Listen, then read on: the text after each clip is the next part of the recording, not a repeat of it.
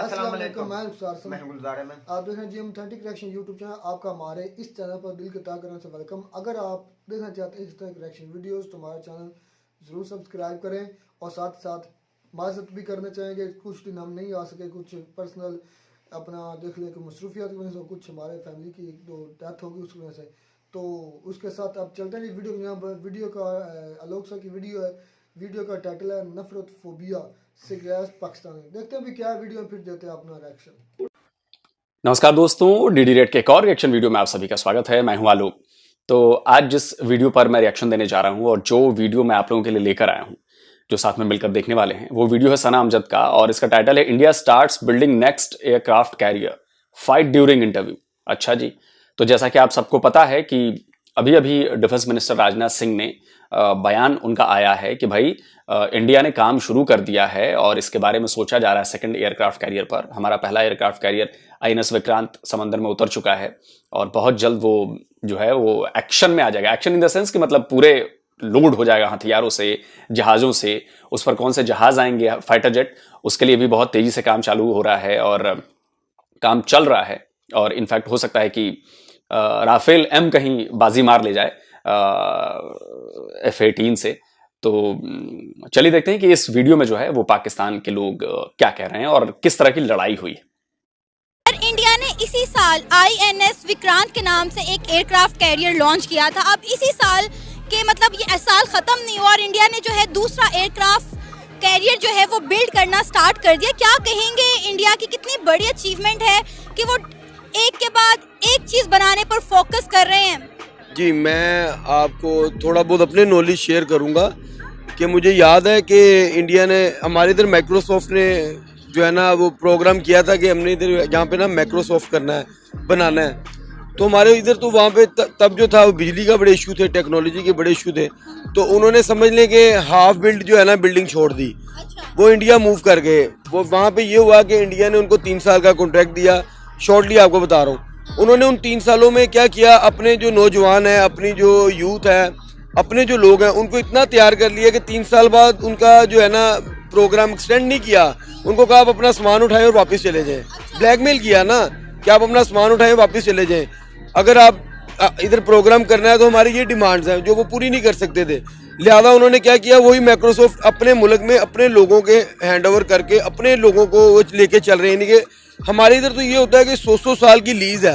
कोई भी चीज़ है, एक पत्थर निकल आया, कोयला निकल आया, एक मैं कह रहा हूँ कुछ ज़रा भी निकल आया ना, तो यहाँ पे जो हुक्मरान बैठते हैं ना वो कहते हैं 100 ईयर्स लीज लें हमसे, हमें ऐसा करें, हमें क्या देते हैं। यहाँ पे तो ये चलता है ना, हमें क्या देते हैं। मैं गवर्नमेंट से रिलेटेड हूँ, मैं देखता हूँ मैक में, यानी कि हर बंदा कहता है यार मुझे क्या देते हो, आप छोड़ो मुल्क का। आपने ये जो बात की ना वो मुल्क के मफाद के लिए कर रहे हैं ना। उन्होंने नेक्स्ट प्रोग्राम भी इसीलिए स्टार्ट किया है और वो इन चीज़ों पे हमारे पास तो इधर ज़रूरियात ज़िंदगी के पैसे नहीं है लगाने के लिए, वो एक्स्ट्रा खर्च कर रहे हैं और उनकी इकोनॉमी भी ऊपर चलेगी, उनकी हर चीज़ ऊपर चलेगी 10-20 सालों के अंदर अंदर। हमारे बच्चे जो हैं वो बेचारे अभी भी आप कह लो ना, एक सुई भी जो है ना वो भी हमें चाइना से दरामद करवानी पड़ती है। कोई भी चीज़ है, व्हाटएवर, आप कोई भी चीज़ देख लेंगे ना, हमारे इधर इतना इतना माइंड है, इतना इतना दिमाग है। मुझे याद है कुछ लोग ऐसे मेरे दोस्त हैं कि जो इतने ब्रिलियंट थे कि उनको माइक्रोसॉफ्ट उठा के ले गया अच्छी सैलरीज पे। वही सैलरीज उनको अगर पाकिस्तान दे, पाकिस्तानी गवर्नमेंट उनको सपोर्ट करे, उनको इधर अच्छी सैलरी दे, आधी भी दे, उनसे आधी भी देना, वो लोग आने के लिए तैयार हैं। अगर उनको अमेरिका US उनको 6 लाख दे रहा है, वो कह रहे हैं यार हम 2 लाख में पाकिस्तान काम करने के लिए तैयार हैं। पाकिस्तान गवर्नमेंट कुछ तो देना। लेकिन यहाँ पे बदकिस्मती से ना जो है आप कह लो कि टेक्नोलॉजी की ना लोगों की कदर है, ना ब्रिलियंट लोगों की इनको ज़रूरत है। यानी काबल बंदा जो है ना वो इन शॉर्ट वो बेचारा, एंड यहाँ पे फिर मेरे आपके जैसे लोग रह जाते हैं। अदरवाइज जो अल्लाह पाक ने बड़ी जरखेज मिट्टी बनाई है, खूबसूरत मुल्क है हमारा। आप देखिए किस लिहाज से हर बंदा हर चेहरा खुश, यानी कि लोग एक दूसरे से हंसते हुए मिलते हैं। जब इंडिया आज़ाद हुआ था तो इंडिया में एक सुई भी नहीं बनती थी और आज इंडिया एयरक्राफ्ट कैरियर जो है वो तैयार कर रहा है, अपने वेपन्स खुद रेडी कर रहा है और दूसरे मुल्कों से इंपोर्ट करने के बजाय उन्हें एक्सपोर्ट कर रहा है। अपने मुल्क में इंडस्ट्रीज लगा रहा है, लोगों को जो है वो रोजगार के मौके फराहम कर रहा है। और हमारे मुल्क में क्या हो रहा है, इंडस्ट्रीज लगाने वाले तो आ नहीं रहे, जो यहाँ पर कारोबार कर रहे थे लोग, उनके कारोबार भी ठप पड़ गए हैं। बिल्कुल ऐसे ही हुआ है कि मैं अगर कोई छोटा मोटा काम कर रहा हूँ, मेरे अकाउंट में आपने अगर कोई बिल ट्रांसफर किया 15-20 लाख, मैंने अगर रकम आई है मेरे अकाउंट में, तो अगले दिन मेरे घर के आगे नैब खड़ी होती है। यानी कि यहाँ पे ना बड़ा अजीब सा सीन है कि जो जितना लुच्चा है ना वो उतना कामयाब है।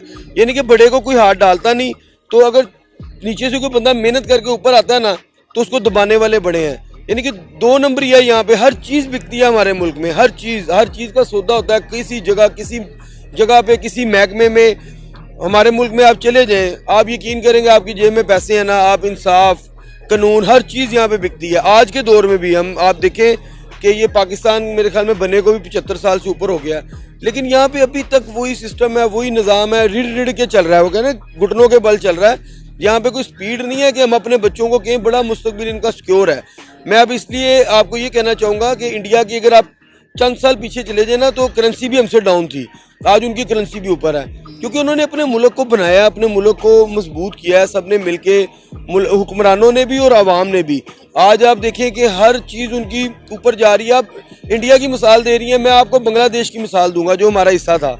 आज उनकी इकोनॉमी भी अच्छी है, आज उनकी आप कह लो डेफिसिट जो उनका हर चीज़ उनकी बेहतरीन है, उनकी इंडस्ट्री चल रही है, उनकी कंपनियां, यहाँ से बहुत से लोग हैं जिन्होंने कंपनीज बंद करके बांग्लादेश अपनी कंपनीज मूव कर ली। वहाँ पे लेबर फ्री है, अच्छी है, सस्ती है, हर बंदा अपना फ़ायदा देखता है। मेरा अगर यूनिट है, मेरे यूनिट पे 20 लोग काम करते हैं, मैं अगर उनको 2 लाख दे रहा हूँ, मैं अगर मिसाल के तौर पे बांग्लादेश रहता हूँ, वही मुझे लेबर 1 लाख में, मैं मिसाल दे रहा हूँ एक। तो आपकी बात से मैं ये इत्तेफाक करता हूँ कि इंडिया अपने लोगों के ऊपर, अपनी टेक्नोलॉजी के ऊपर, इन चीज़ों के ऊपर लगा रही है।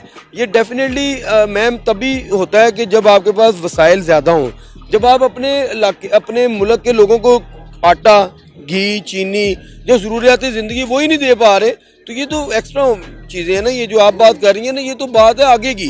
पहले आप आटा तो दें, गरीब खाना खा लें। हमारे मुल्क में तो आटा, घी, चीनी, इन चीज़ों का प्रॉब्लम है। इनको हल करेंगे तो हम जहाज़ बनाएंगे, हम कोई मुख्तलिफ चीज़ें बनाएंगे। अगर कोई काम कर भी रहा है, आर्मी ने काम किया, हमारी आर्मी को जिंदाबाद है, उसने कुछ काम ऐसे किए, कुछ जहाज़ बनाए, कुछ जिसकी वजह से हम सिक्योर रात को सोते हैं अपने घरों में। आप ये देखिए ना कि इंडिया ने हर शोबे के अंदर आगे है। आप वहाँ पे यकीन करेंगे, आप कोई रेडी वाला, कोई भी बंदा देख लें, वो आपको ग्रेजुएट मिलेगा, वो आपको इंग्लिश में टॉक करेगा। यहाँ पे आप, मैं कह रहा हूँ, आप बड़े से बड़े प्राइवेट स्कूल का बच्चा निकाल लें, वो इंग्लिश नहीं बोल सकता, यानी कि उसकी रवानगी वो नहीं है। वो हम, मेरी नज़र में हम बहुत पीछे हैं। सर 2022 बड़ी अच्छी बातें कही इन्होंने। और देखिए, ऐसा नहीं है कि रेडी चलाने वाला हर बंदा जो है वहाँ पे ग्रेजुएट है और अंग्रेजी में बोलता है। देखिए, मैं हमेशा कहता हूँ कि अंग्रेजी बोलना कोई इंटेलिजेंस का पैमाना नहीं है। जैसे हिंदी भाषा है, उर्दू भाषा है, वैसे ही अंग्रेजी भाषा है। अंग्रेजी बोलने का मतलब ये नहीं होता कि जो बंदा बोल रहा है उसके पास अकल बहुत ज्यादा है, वो बहुत ज्यादा, उसका आईक्यू लेवल हाई है। ऐसा बिल्कुल नहीं है। इस बात से आप लोग इत्तेफाक न रखें, इस बात को छोड़ दें आप लोग। दूसरे बात पे आते हैं कि इंडिया क्यों पिछले 30-31 साल में, मतलब 91 के बाद अगर लूं तो 31 साल में इंडिया क्यों ग्रो कर गया और पाकिस्तान ने क्यों ग्रो नहीं किया, बल्कि वापस वो माइनस में जाने लगा। देखिए, इसके पीछे की वजह है हमारे देश के लोगों का विजन, हमारी लीडरशिप का विजन, और यही फर्क है पाकिस्तान में। पाकिस्तान हमेशा जो है वो प्रोपेगेंडा के पीछे पड़ा रहता है, इंडिया के खिलाफ साजिशों के पीछे पड़ा रहता है। तो वो कहते हैं ना कि जो दूसरों के लिए गड्ढा खोदता है वही उस गड्ढे में गिरता है एक दिन। तो पाकिस्तान के साथ यही हुआ है। भारत के खिलाफ इतना जहर उन्होंने अपनी आवाम में भर दिया, इतनी नफरत अपनी आवाम में भर दी, भारत के खिलाफ इतना झूठ फैलाया, प्रोपेगेंडा फैलाया कि जी वहां के लोगों के दिमाग में नेगेटिविटी कूट कूट कर भर गई है। और उस नेगेटिविटी के गड्ढे में पाकिस्तान पिछले 75 सालों में गिर चुका है। अगर मैं झूठ बोल रहा हूं तो आप बता दीजिए। अगर नहीं गिरा होता तो इस समय पाकिस्तान भी प्रोग्रेस कर रहा होता। तो इसीलिए मैं हमेशा कहता हूं कि पढ़ना लिखना जरूरी है और प्रोपेगेंडा मत फैलाइए, झूठ मत फैलाइए। और वीडियो में आगे बढ़ूं उससे पहले आपके साथ एक बेहद अहम जानकारी मैं साझा करना चाहता हूं, क्योंकि देखिए, आज का जो दौर है वो 5th जनरेशन वॉरफेयर का दौर है। और यानी जो बात मैं अभी कह रहा था कि दुश्मनों द्वारा जो हमारे देश के खिलाफ झूठ फैलाया जाता है, प्रोपेगेंडा फैलाया जाता है, उसकी वॉरफेयर चल रही है। और इसका जवाब हम सबको मिलकर देना है। हम सब मिलकर जवाब देंगे, तभी इनका प्रोपेगेंडा झूठ ध्वस्त हो पाएगा। और ये कैसे होगा? ये तब होगा, जवाब तगड़ा हम तभी दे पाएंगे जब हमारे पास सच्ची नॉलेज हो, फैक्ट्स हो। तो मैंने अपनी नॉलेज को, फैक्ट्स को पिछले 1 साल में बहुत ज्यादा बढ़ाया है। और कुकू एफएम पर ये जो बढ़ाया है, ये कुकू एफएम पर ऑडियो बुक्स और बुक समरीज को सुनकर बढ़ाया है अपनी नॉलेज को। तो अगर आप भी अपनी नॉलेज बढ़ाना चाहते हैं तो कुकू एफएम से बढ़िया दूसरा कोई जरिया नहीं है। मैं चाहता हूं कि आप भी मेरी तरह देश के खिलाफ चलाए जा रहे प्रोपेगेंडा के खिलाफ लड़ें, जो झूठ फैलाया जाता है उनको बेनकाब करें, सच्चाई दिखा सके। मैं क्यों आपको कुकू एफएम रेकमेंड कर रहा हूं, इसकी भी वजह है क्योंकि ये एक ऐसा प्लेटफॉर्म है जिसकी मदद से हम अपने आप को एजुकेट कर सकते हैं, हम अपने आप को नॉलेजेबल बना सकते हैं। और इसके लिए कुकू एफएम पर 10,000 से भी ज्यादा ऑडियो शोज की लाइब्रेरी है, और वो भी अलग अलग लैंग्वेजेस में। और यही नहीं, आपको यहां पर हर फील्ड से जुड़ी जानकारी मिलेगी, हर फील्ड से जुड़ी नॉलेज मिलेगी, फिर वो चाहे न्यूज हो, बिजनेस हो, हिस्ट्री हो, स्पोर्ट्स हो, हर सब्जेक्ट से जुड़ी ऑडियो बुक्स या बुक समरी आपके लिए यहां पर उपलब्ध है। आप उसे यहां पर सुन सकते हैं। और जैसा कि मैं आपको हमेशा बताता हूं कि मैं क्यों ऑडियो बुक्स और बुक समरी को सुनना रिकमेंड करता हूं, क्योंकि ये आपका काफी सारा वक्त भी बताती है और ये बहुत ज्यादा सस्ती है, क्योंकि इसके लिए आपको अलग से टाइम निकालने की जरूरत नहीं पड़ती। आप बस में हो, ट्रेन में हो, कार में हो, रिक्शे में हो, कहीं भी हो, इनफैक्ट जहां भी आप खाली थोड़ा टाइम आप मतलब दूसरा कोई काम कर रहे हैं, वहां पे कान में लगा के आप कुकू एफएम को सुन सकते हैं। और इससे आपकी नॉलेज भी बढ़ेगी, जानकारी भी बढ़ेगी और आपका वक्त और पैसा दोनों बचाएगी। और देखिए 2022 खत्म हो रहा है, साल 2023 आने वाला है, तो ये वक्त है नए गोल सेट करने का। तो मैं चाहता हूं कि आप 2023 के लिए अपना पर्सनल गोल सेट करें कि भाई आपको अपनी नॉलेज बढ़ानी है। और नॉलेज कैसे बढ़ेगी, तो कुकू एफएम इसमें आपकी मदद करेगा। कुकू एफएम पर डीडी रेड के दर्शकों के लिए एक बेहद खास ऑफर मौजूद है। अगर आप मेरे कूपन कोड DDR50 का इस्तेमाल करेंगे तो आपको इसकी एनुअल मेंबरशिप यानी जो सालाना मेंबरशिप है उस पर आपको 50% का डिस्काउंट मिलेगा। तो जाहिर सी बात है कि अगर आप करेंगे तो मेरी ही तरह जल्दी से आपका नॉलेज भी बढ़ जाएगा। तो इस शानदार ऑफर का फायदा उठाइए। इसका लिंक मैंने डिस्क्रिप्शन और कमेंट बॉक्स में दिया हुआ है, वहां जाकर आप इस ऑफर का फायदा उठा सकते हैं। तो चलिए आगे देखते हैं कि आगे जो है वो वीडियो में और क्या कहा जा रहा है पाकिस्तानी लोगों के द्वारा। इसमें इसी साल में इंडिया ने एक एयरक्राफ्ट कैरियर लॉन्च किया था INS विक्रांत के नाम से। अब ये साल खत्म भी नहीं हुआ, इंडिया ने अपने दूसरे एयरक्राफ्ट कैरियर पर जो है काम करना स्टार्ट कर दिया है। क्या कहेंगे इंडिया डेवलपमेंट में कहां से कहां पहुंच गया। एक वक्त था जब इंडिया आज़ाद हुआ था तो इंडिया में सुई भी नहीं बनती थी, और आज इंडिया ना सिर्फ हर चीज़ अपने मुल्क में बनाता है बल्कि दूसरे मुल्कों को एक्सपोर्ट भी कर रहा है। उसके अच्छा आगे बढ़ूं उसके पहले मैं जरा बता दूं कि देखिए अब मैं धीरे धीरे देख रहा हूं कि थोड़ा सा बदलाव आ रहा है। जो मैं लगातार अपने वीडियोस में कहता हूं कि जी पहले क्या होता था कि लगातार पाकिस्तानी यूट्यूबर्स ये कहते थे कि भारत और पाकिस्तान दोनों इकट्ठे आज़ाद हुए। अब ये थोड़ा सा बदलाव आपको खुद महसूस हो रहा होगा कि ये थोड़ा सा बदलाव आया। अब कहते हैं कि जी अब पाकिस्तान का नाम नहीं लेते हैं, भले वो नहीं कहते हैं कि आज़ाद हुआ कि नहीं हुआ, लेकिन अब कहते हैं कि जी भारत आज़ाद हुआ। और एक आध मैंने लोगों को ये भी सुना है कि भाई पाकिस्तान जब से बना है 75 साल हो गए पाकिस्तान को बने हुए। तो ये मुझे लगता है कि बहुत बड़ी बात है। आगे देखते हैं। रीज़न ये है इंडिया में ना पॉलिटिशियन मजबूत है, स्ट्रॉन्ग है, जमहूरियत स्ट्रॉन्ग है। उनकी अवाम को ये भी नहीं पता हमारा आर्मी चीफ का नाम क्या है। अच्छा। ठीक है, बल्कि इंडिया के अवाम को पता है हमारे मुल्क में आर्मी चीफ का नाम क्या है। अच्छा। एक ये सबसे बड़ी वजह है क्योंकि वो जमहूरियत पे यकीन रखते हैं और डेवलपमेंट पे यकीन रखते हैं। और दूसरी बात उनकी एजुकेशन हमसे बहुत ज़्यादा आगे है, नो डाउट। और दूसरी बात ये जो सबसे ज़्यादा इम्पोर्टेंट मैं कहता हूँ आई टी भी हमसे बहुत आगे है, जो हम आईटी के मामले में भी पीछे हैं। अब मैं बहुत सारे स्टूडेंट किया, बल्कि मैं इनके बारे में बात कह दूं, ये 17 ग्रेड है, इनको आईटी 0 है। आपकी मिसेस ने के ये कजन कह ले जो भी, ठीक है, लेकिन ये इनके जो आईटी 0 है वहाँ पे आईटी स्ट्रॉन्ग है हमसे। अब छोटे छोटे बच्चे को उठा के देख लें, उनके आईटी इतनी स्ट्रॉन्ग है, तो इस वजह से वो हमसे बहुत आगे चले गए हैं। ठीक, और इंग्लिश लैंग्वेज जो होनी चाहिए थी हमारी वो चीज़ नहीं है।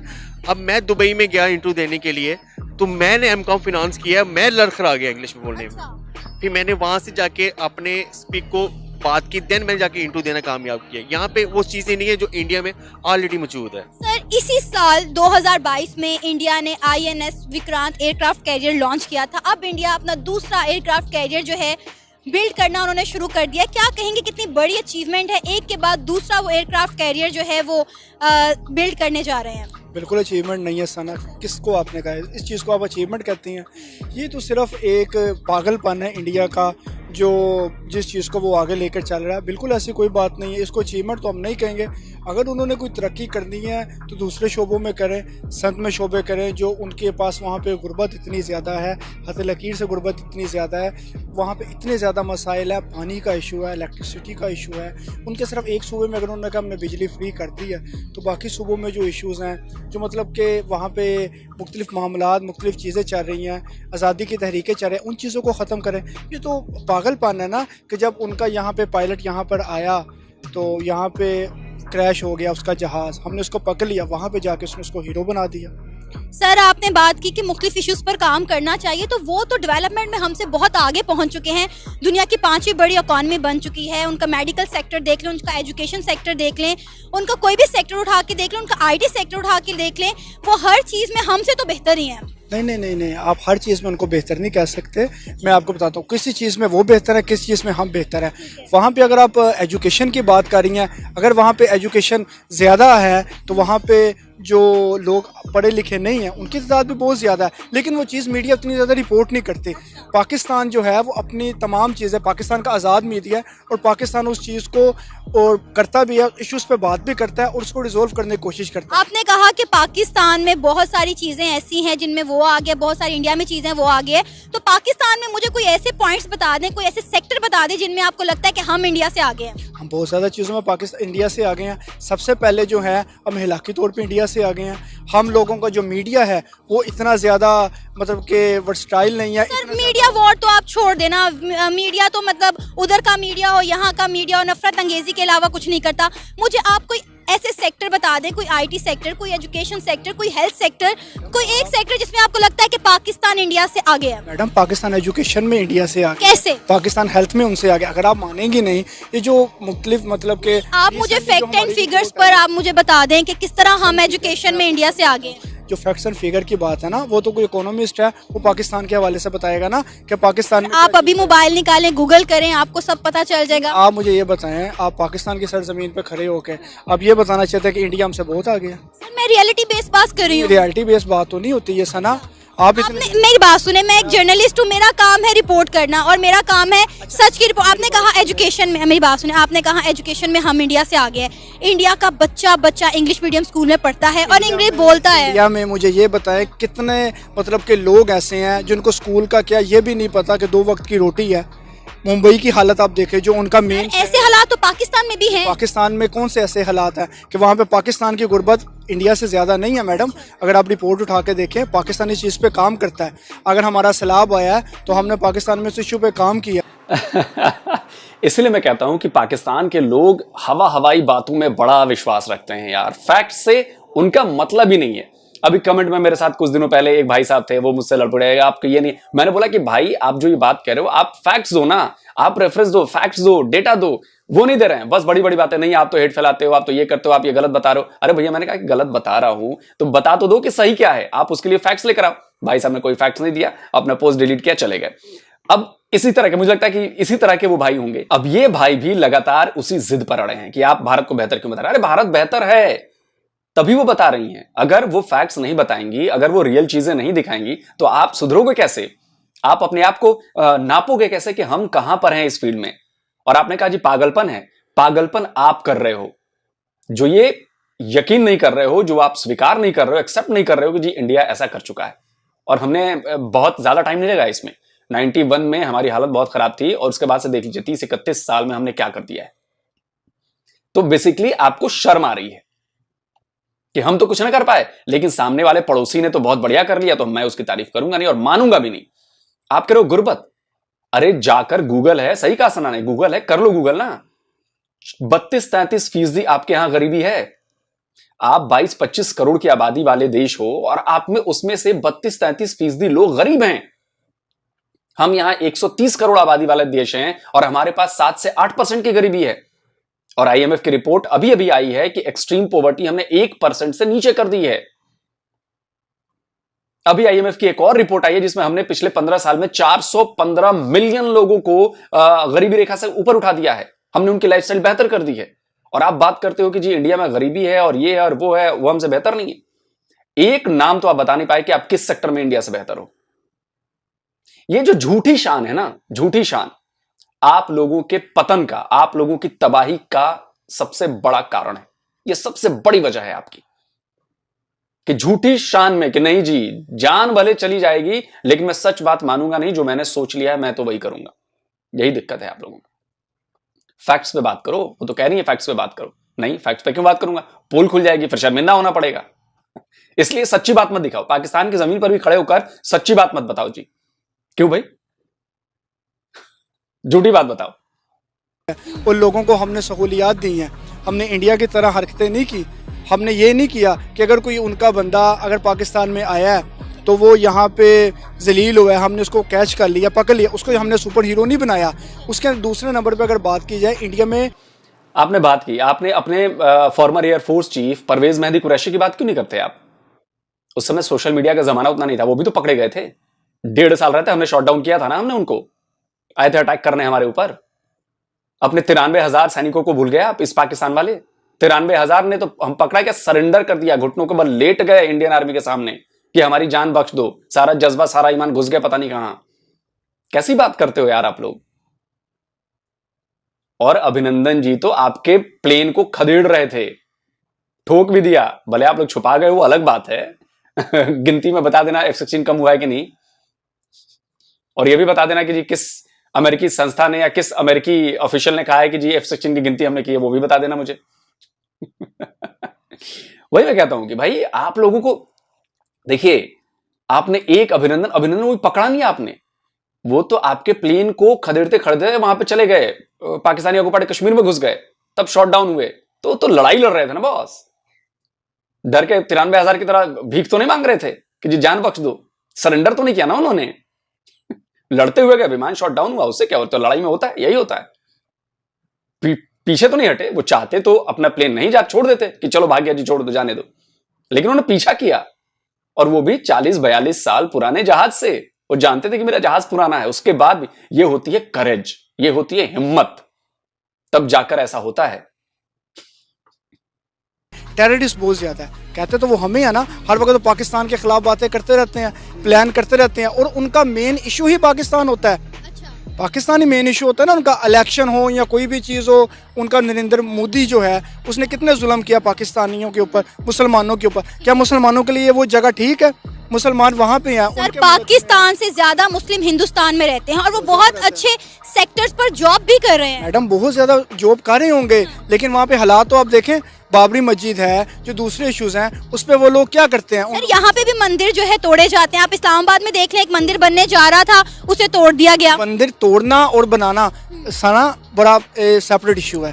पहली बात तो ये है। क्या यहाँ पर रहने, अगर आप सिंध वाली सेक्टर पे, तो क्यों बाबरी मंदिर, आपको बाबरी मंदिर का इतिहास नहीं पता? अच्छा, जहां मुसलमानों की बात होगी वहां पे फट से पहुंच जाएंगे। इंडिया के मुसलमान आप पर थूकते भी नहीं है बॉस, और वो मामला इंडिया के मुसलमानों का था ना, आपको उससे क्या करना है? आपको क्या प्रॉब्लम है इंडिया के हिंदू मुसलमानों ने आपस में मिल बैठकर बात कर, कोर्ट में जाकर संवैधानिक तरीके से, लड़ाई झगड़ा तो खैर जो भी हुआ संवैधानिक तरीके से उस मसले का, और मसला कोई 40-50 साल पुराना मसला तो नहीं है ना, वो सैकड़ों साल पुराना मसला था इसलिए दुनिया आप पर हंस रही है बॉस, दुनिया आप पर हंस रही है। और जहां हिंदू मंदिर की बात है, नहीं वो तो अलग मसला है जी। वाह वाह वाह वाह वाह वाह, गजब दोगलापन है बॉस। कहां से लाते हैं आप ऐसा दोगलापन? मेरी बात सुनिए, आप अगर सिंध वाली जगह पर चले जाएं, आपको नहीं लगता, या बलोचिस्तान वाली साइड पर चले जाएं, आपको नहीं लगता? मैं आपको लाहौर का बताता हूं, जहां मैं तो लो मैं आपको समझाता हूँ। आप यहाँ पे लाहौर में रावी रोड पे कृष्णा मंदिर, वहाँ पे हिंदू बरादरी रहती है। यहाँ पे जैन मंदिर है, उसको बिल्कुल हमने वैसे रखा हुआ है। यहाँ पे जितनी हिंदू बरादरी है, अब क्रिसमस जहाँ पे आप खड़ी हैं, ये क्रिसमस के लिए बाजार लगा हुआ है ना, हम लोग तो अकलियती बरादरी को बहुत ज्यादा सपोर्ट करते हैं। डेफिनेटली मैं मानती हूँ, मैंने बहुत सारे हिंदुओं के त्यौहार खुद जाकर सेलिब्रेट किए हुए हैं, उनके साथ मनाए हुए हैं। मैं मानती हूँ यहाँ पर हिंदू कम्युनिटीज को उनके राइट मिलते हैं, लेकिन आप इस चीज को भी डिनाई नहीं कर सकते कि यहाँ पर माइनॉरिटीज को उनके राइट नहीं मिलते। काफी हद तक कुछ माइनॉरिटीज हैं जिनके राइट्स जो है दबा दिए जाते हैं। कोई भी नहीं दबा दिया जाता, कोई ऐसा इशू नहीं है, कोई ऐसी बात ही नहीं है। देखो, अगर आप मानना नहीं चाहते वो एक अलग बात। इंडिया को लेकर इतनी नफरत क्यों है आपके दिल में? बिल्कुल नहीं है, नफरत बिल्कुल नहीं है। वहाँ के लोगों की सोच नफरत वाली बनाई जाती है मैडम। सियासतदान वहाँ के लोग गलत होंगे। नरेंद्र मोदी ने गुजरात में सबसे पहले उस पर इंटरनेशनल पाबंदी लग गई थी कि गुजरात के जो कातिल है उसने मुसलमानों को कत्ल किया बहुत ज़्यादा। अगर आप हिस्ट्री उठा के देखें, अब अगर उसने लंबे बाल रखे हुए हैं और वो बाल ठाकरे का मतलब कि वो अपनाना चाहता है रूप, ज़रा बात उठा के देखो ना कि हम पाकिस्तानी हैं और हम लोग वहाँ पे बिल्कुल जाना चाहेंगे। आप भी आप चाहते हैं कि इंडिया और पाकिस्तान के ताल्लुकात में बेहतरी आनी चाहिए? मैडम बेहतरी आनी चाहिए, ट्रेड होनी चाहिए, लेकिन उन लोगों को अपनी चीज़ें भी तो देखनी चाहिए ना कि हम लोग क्या कर रहे हैं पाकिस्तानियों के साथ। हम मेरी बात सुनो, अब आप अच्छे तरीके से बुलाओगे तो हम आगे से बुलाएंगे ना। पाकिस्तान में ट्रेड हम क्या कर रहे हैं पाकिस्तानियों के साथ बॉस? आप अपने देश में रहो ना यार, आपको क्यों आना है इधर? आपको क्यों कारोबार करना है हमसे? आपके 56 मुल्क हैं इस्लाम के, भाई इस्लामिक मुल्क हैं, जाओ वहां से कारोबार करो, हमसे ही क्यों करना है? जो भी खरीदना बेचना है उधर से खरीदो बेचो बॉस, हमें बख्श दो। और इसके लिए जहां पर पैसे का कमाने की बात है, यहां इंडिया से बेहतर ताल्लुकात नहीं करने बॉस, ताल्लुकात बेहतर नहीं करने हैं। और जिस सरकार ने ताल्लुकात बेहतर करने की कोशिश की, देख लीजिएगा यहां की जनता क्या करेगी उस सरकार का। मैं बता रहा हूं आपको, कारोबार आपने बंद किया है, आप लोगों ने सब कुछ संबंध तोड़ा है, हमारे लिए मौका मिला है, भैया कायम रहेंगे हम उस पर। बिल्कुल नहीं होना चाहिए। कैसी जाहिलों वाली बातें कर रहे हो आप? आपको अंदाजा है कि आप क्या बात कर रहे हो? आप पढ़े लिखे लग रहे हो, झूठ फरेब व्हाट्सएप यूनिवर्सिटी यही सब कर रहे हो आप, और आप कह रहे हो कि ये नफरत हमारे यहां पढ़ाई जाती है। सुन लो नफरत कहां पे पढ़ाई जाती है। जिनके स्कूल के टेक्स्ट बुक में नफरत लिखी हो हिंदुओं और सिखों के खिलाफ, वो हमें बता रहे हैं कि ये नफरत यहां पे पढ़ाई जाती है। एक स्कूल में किताब में हमारे दिखा दो जो किसी देश के खिलाफ, किसी रिलीजन के खिलाफ हमारे देश के किताबों में टेक्स्ट बुक में बात लिखी गई हो, लेकिन आपके यहां लिखी गई है और आपके यहां बचपन से पढ़ाई जाती है, बचपन से कूट कूट कर भरी जाती है। Let me quote you from a book over here. This is a book on Urdu, class 8. The book says over here, quoting somebody, that come what may, a Hindu can never be a well-wisher of Muslims. ये class 7 सातवीं जमात में बच्चे की क्या उम्र होती है जौहरी साहब? मैक्सिमम 11 साल 11-12 साल के बच्चे को आप क्या सिखा रहे हैं?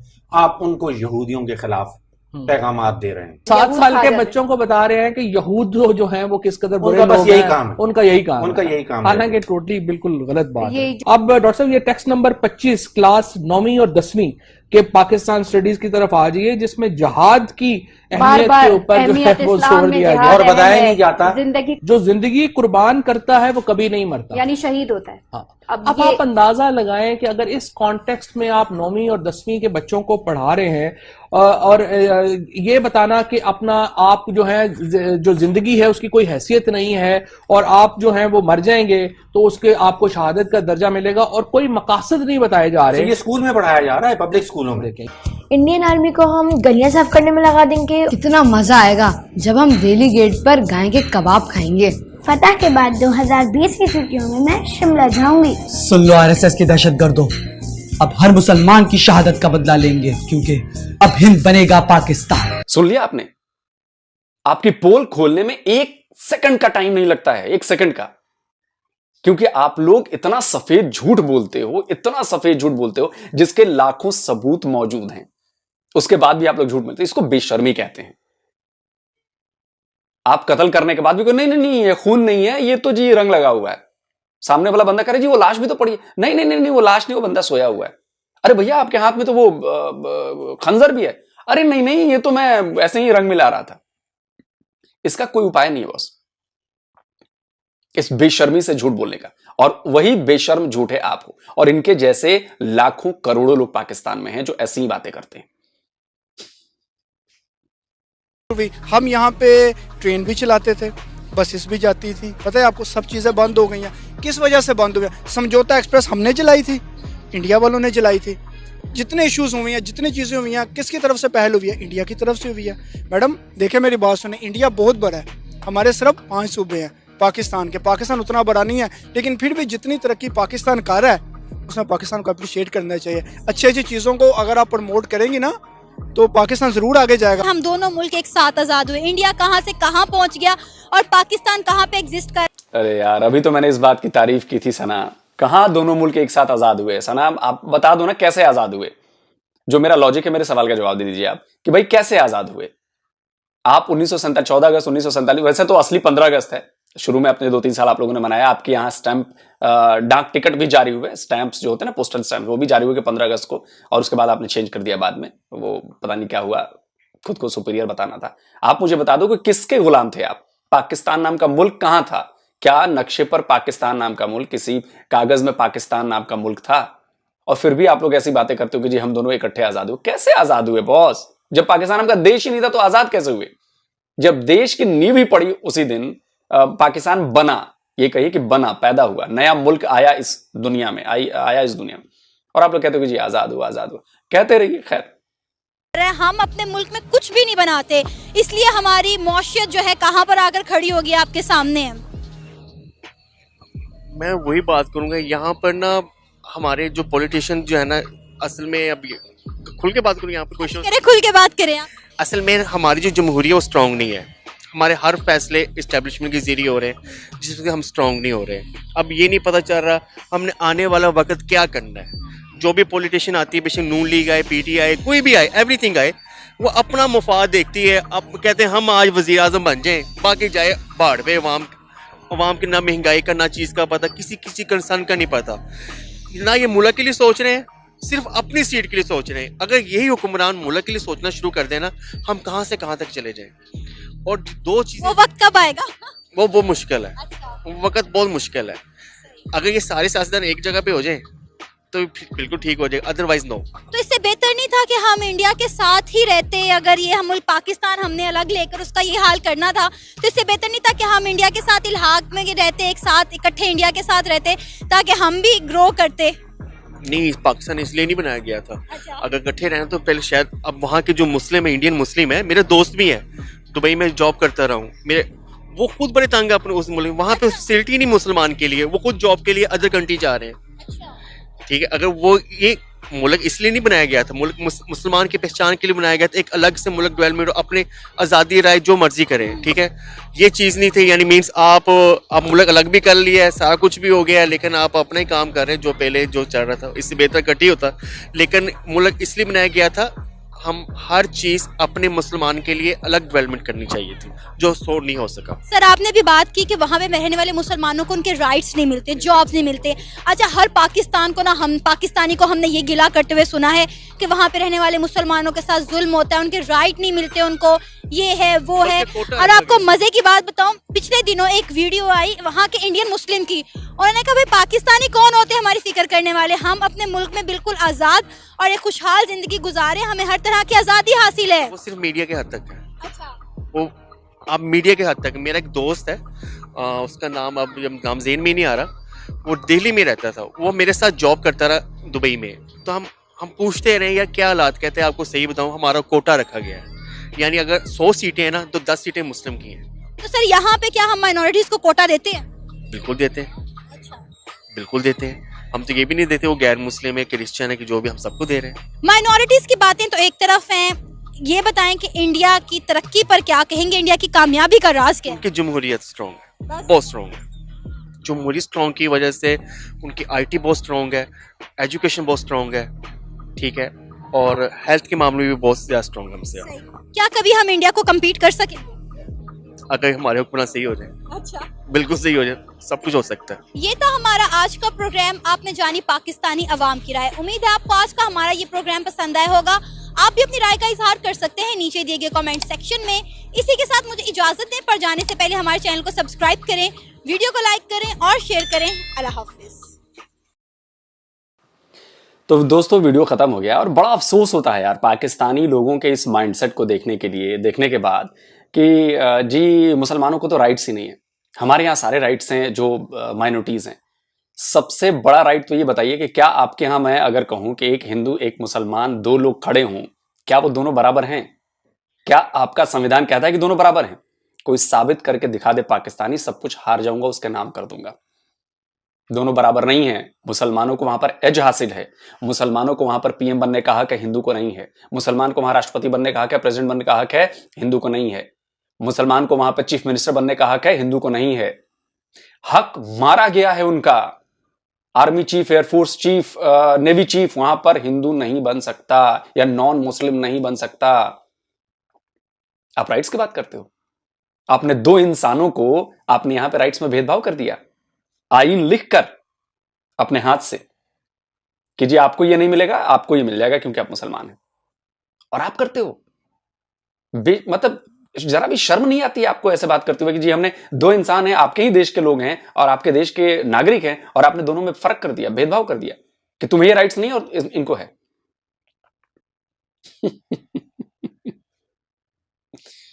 खैर, आप लोग सुधर नहीं सकते, क्योंकि जब किताबों में ही जहर बुझी बातें की गई हैं, बताया गया है कि इंडिया मुसलमानों के साथ ऐसा करता है वैसा करता है।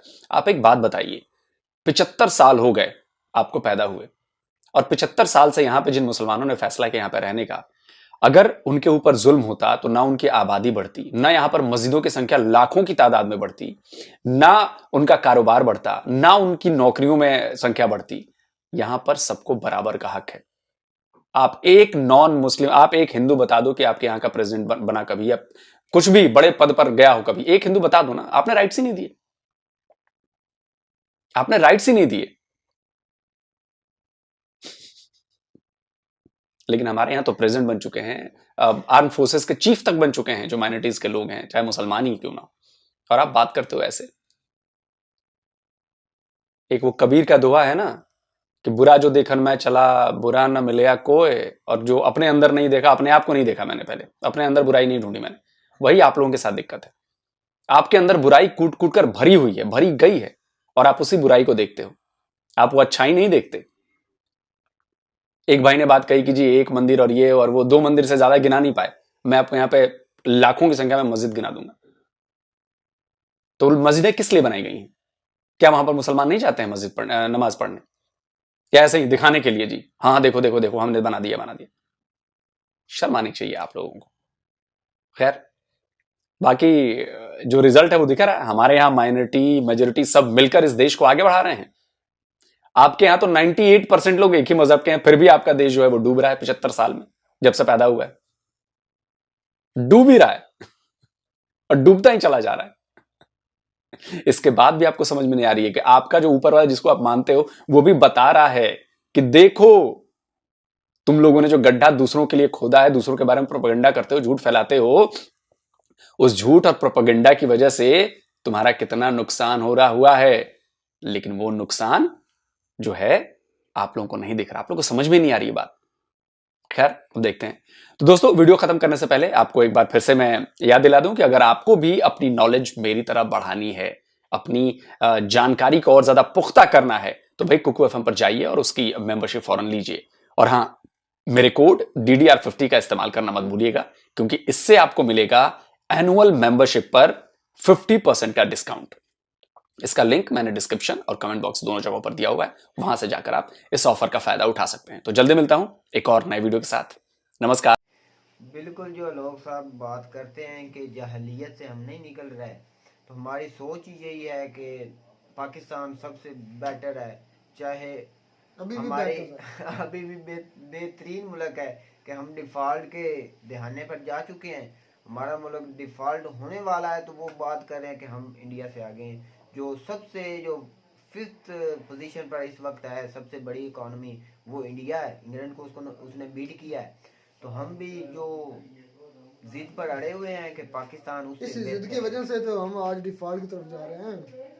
इसी वजह से तो हम मानने के लिए तैयार नहीं है कि हमें कोई डिफॉल्ट होगा, या हमें, क्योंकि हमने सीखनी नहीं है, क्योंकि हमने इस तरफ जानी नहीं है। हमने बच्चों को कभी ये सिखानी नहीं है कि इकोनॉमिकली आपने किस तरह बेहतर होना है, आपने अपने मुल्क को किस तरह बेहतर कर सकते हैं, आप अपने माशरे को किस तरह बेहतर कर सकते हैं। यही बातें हम अपने सियासतदानों पर लेकर आते हैं, उसको हम डिफेंड नहीं करते।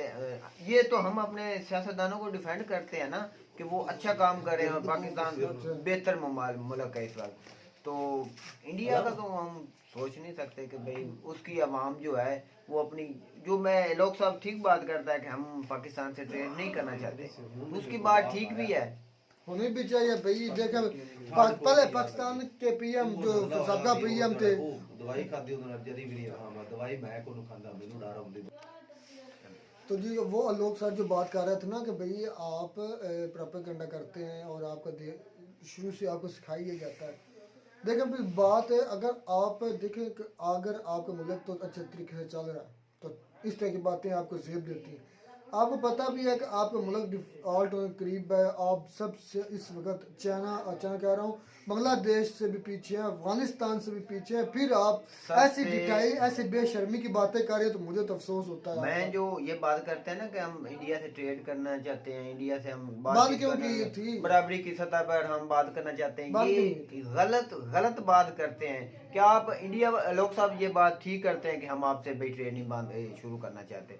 आप उसके मुल्क पर दहशतगर्दी भी पिलाओ और आप ट्रेड भी शुरू करो, तो उसका स्टैंड ठीक है कि आप पहले दहशतगर्दी पर काबू पाएं, उसके बाद हम ट्रेड करें। तो मैं ये बात करता हूं कि हम अपने सियासतदानों पर जोर देना चाहिए कि हम इस काबिल हो जाएं कि इंडिया हम पर मजबूर हो जाए कि हमसे ट्रेड करना चाहे। पहले हम अपने मुल्क को स्टैंड करें। हम मजबूर है इंडिया के साथ ट्रेड भाई हमारी मजबूरी इंडिया के साथ, इसलिए क्या कहते हैं बात, वो तो खान साहब जोश में आकर ये बयान दे दिया और बंद कर दिया हर चीज।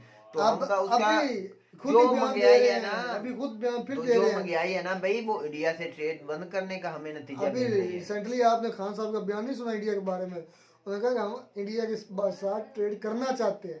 तो भाई इंडिया बहुत बड़ी मंडी, सबसे नजदीक हमें हर चीज मिलती थी, तो उससे हम ट्रेड बंद किए, तो अब उसका नतीजा मिल रहा है कि हमें हर चीज महंगी मिल रही है। खान साहब से पूछना यह था क्या कश्मीर का वो स्टेटस जो है वो बहाल हो गया, जो अब फिर आप इंडिया के साथ एक वो स्ट्रॉन्ग मुल्क है, ऐसी बातों से ट्रेड बंद बातें करते हैं, ठीक है, बात है। तो हमें ये सोचना चाहिए, हमें अपने सियासतदानों पर जोर देना चाहिए कि हमें मुल्क को इतना बेहतर बनाए कि कोई मुल्क हमसे इतना मजबूर हो जाए कि वो ट्रेड हमसे खुद करें। तो ये नहीं कि हम सबसे बेहतर हैं, हम सबसे महान हैं, इंडिया खुद खाने के लिए दाने नहीं है। हाँ, रशिया से हम दाने लेने जा रहे हैं भाई, तो ज़रूरी मुल्क होने के बावजूद हम अपने खुराक नहीं मुहैया कर सकते, तो ये हमारी अगर आपके मुल्क की मैं हकीकत बताऊँ ना, तो आपका मुल्क डिफॉल्ट हो चुका ऑफिशियली, अभी तक डिक्लेयर नहीं हुआ। 200 मिलियन कोई दे रहा आपको, 150 200 अरब आपको कोई दे रहा, 200 अरब कह रहा हूँ, 200 मिलियन कोई दे रहा है आपको, 100 मिलियन कोई दे रहा है, इस तरह का आपको खैरात मिल रही है। आपके जो महकमे के लोग हैं उनको देने के तनख्वाह के पैसे नहीं है। आपके जो ये सीड्स हैं, जो आपकी ये खुराक है इसकी ब्रायलर की, वो अभी तक वो अभी तक क्लियरेंस नहीं मिल सकी। वो किस वजह से पड़ी हुई है? पैसा नहीं है, डॉलर्स में आपको पे करना है, डॉलर्स आपके वो बंदरगाह पर पड़ी हुई है, वो तो पीछे से फिर आ चुकी है। और यार आपने क्लियरेंस देनी होती है, आपने बिल पे करने होते हैं, उसके बाद आपके मुल्क को मुहैया होती है। आपने क्लियरेंस दी नहीं, आपके पास पैसा नहीं, अभी तक वो खड़ा है, अभी तक आप देखें ब्रायलर का रेट कहाँ पे। अब इसके बाद जो मुश्किलात पाकिस्तान पर आने लगी है ना, जब से नवाज शरीफ के लिए शहबाज शरीफ की हुकूमत आई है, उसके बाद ये जवाल का इनको इमदाद इमरान खान जाता था किसी मुल्क से, वो लेकर आता था कोई ना कोई चीज, वो लेकर आता था। तो इसको तो कोई भी दे रहा है ना IMF दे रहा है, ना कोई और मुल्क इमदाद लोग मान भी रहे हैं कि हम 1991 में हमारी भी जो हालत थी वो खराब थी। हमने 25-30 सालों में अपने मुल्क को बेहतर किया है, और इस तरह बेहतर किया है कि लोग इसकी मिसाल दे रहे हैं, और हमने मिलकर काम किया, हमने प्रोपेगेंडा नहीं किया। और यही बात है, पाकिस्तानी लोग जो है ज़्यादातर इनके दिलों में नफरतें फैलाई गई हैं, इंडिया के खिलाफ आपका दुश्मन है, फलाना आप अफगानिस्तान के खिलाफ फैलाए जा रहे हैं, अफगानिस्तान के लोग हमारे इस पर अटैक कर रहे हैं, हालांकि मुसलमान, अगर आप इतने मुसलमान करते हैं तो फिर आप अफगानिस्तान जो इसमें तकरीबन 90% से भी ज़्यादा मुसलमान मौजूद हैं, आप उधर फिर उनके साथ ट्रेड क्यों नहीं करते, उनके साथ अपने तल्लुकात क्यों नहीं बहाल करते? हम अफगानिस्तान से जो हमारा मुस्लिम मुमालिक है, उधर हमारी हुकूमत भी तालिबान की हुकूमत है। पाकिस्तान ने खुशियां भी मनाई थी कि तालिबान की हुकूमत आएगी तो हमारे ताल्लुकात अच्छे हो जाएंगे, तो वो हमारे साथ भी हमें मुंह लगाने के काबिल है, वो हमसे बात नहीं करना चाहते। और भाई उनके जो प्राइम मिनिस्टर है, तो कोई ना कोई तो खामी है ना पाकिस्तानी सियासत में, या पाकिस्तानी सियासतदान उनके साथ क्या कर रही है। तो हमारे सियासतदानों को सोचना चाहिए कि पाकिस्तान के बारे में कुछ ना कुछ मिल बैठकर इनको सोचना चाहिए, पाकिस्तान सोच लिया किस तरह खाना है इनको, ये सोचना मिल बैठकर किस तरह खाना है मुल्क को। 22 अरब डॉलर से पाकिस्तान का जो इमरान खान साहब कितने माह हुए हैं, वो 7 अरब डॉलर पर आ गए पाकिस्तान को कितने, इमरान खान साहब को गए कितने माह हुए हैं? 8-9 मंथ हुए हैं। 22 से वो 6-7 ये चलता रहेगा। ये तो हमारी किस्सा कहानियां है कि हमने हवा में छोड़नी, ये हमारी शुरू से आदत है। हमने दूसरों पर ब्लेम करना है, अपने गिरबान में नहीं झांकना, अपनी मेहनत नहीं करनी, दूसरों की तरफ हाथ हम देना, तो फिर ऐसे होगा।